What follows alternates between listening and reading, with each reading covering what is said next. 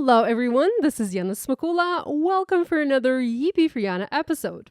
In this video, I'm going to talk about all things color block related, and I'll show you different options, different ways to create color blocked backgrounds. Color blocking is a fantastic way to create a bold and colorful background to spotlight a sentiment on your card. I often do color blocking. I love to do color blocking, and it works fabulously well with colored cardstock. By the way, all supplies I'm using for this project are listed and linked in the video description below. Let's go ahead and get started. I'm going to work with a new stamp set from Kathy Zilski. This is the Grad Basics set. I really love this handwritten grad with a little heart at the end. And I'm going to use the coordinating dies to cut the stamped images out. So first, we're going to do some stamping. I have 5 cards for you, and all of these cards are going to feature the same sentiment. So basically, we are mass producing graduation cards, but you can take this concept, you can take this color blocking idea and apply it to any other card. You can have any other sentiment you want on a color blocked background that I will show you today.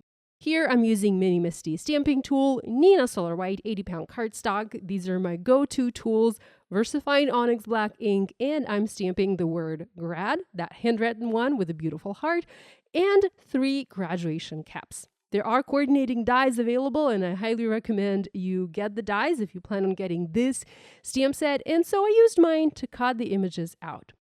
Now it's time to start looking at the color blocked backgrounds. Color blocked background number 1 is the simplest one to make. To create this background and all the other backgrounds that I'm featuring today, I start with an A2 cardstock panel. So if I'm making an A2 card, I will start with a panel that measures 4 1/4 by 5.5 inches.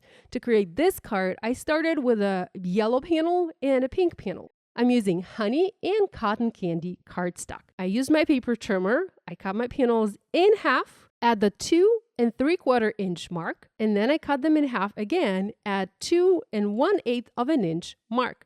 This gave me panels to create color blocked background. I used a pink, a yellow, and a pink panel to create a checkerboard-like background you see on this card. So this is the simplest version of a color blocked background.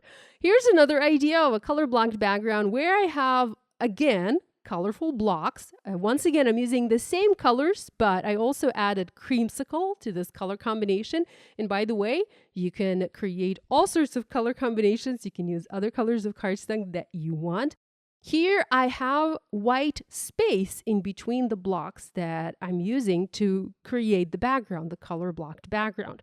I'm going to pop the measurements of these blocks in the video description and the coordinating blog post if you want to cut your blocks to the exact same size. So this is background number 2.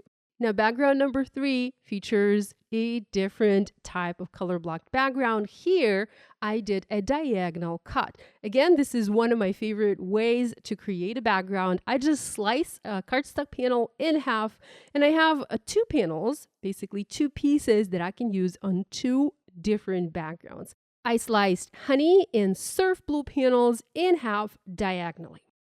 For my next card, I sliced those panels diagonally once again, and I only used quarters of those panels to create 2 different backgrounds. So you see one in the center there with the diagonal half colored with yellow and blue, and then the other background where I placed the panels slightly different. I went with a different angle.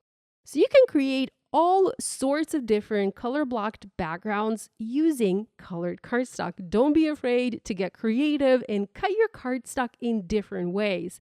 You will be surprised with how many different combinations you can come up with. Once I had all my cardstock cut, I used Barely Art Glue and I adhere the cardstock to card bases. Again, these are A2 cards, so I have either white or yellow card bases for my cards. I added additional stamping to each of my cards, and all of the cards feature exact same stamping here. I have a sentiment that says, "Congrats, grad, proud of you, way to go."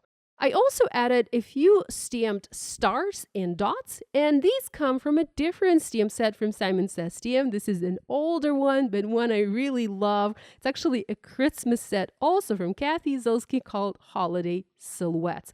Once again, used VersaFine Onyx Black ink. I used a clear block instead of using Misty, and I just stamped a bunch of images here and there.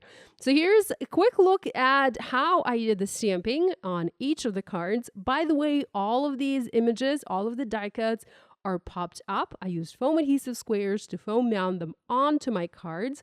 So there's a little bit of dimension. There's also a slight dimension on each card due to all the cardstock that I have going on there. Some panels are popped up higher, but only using cardstock to add dimension.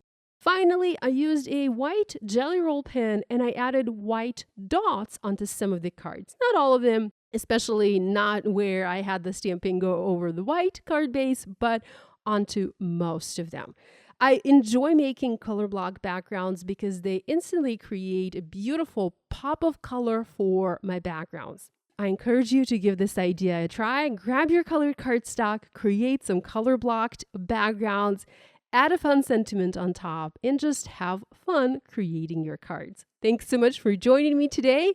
Love you guys, and I will see you again next time. Bye.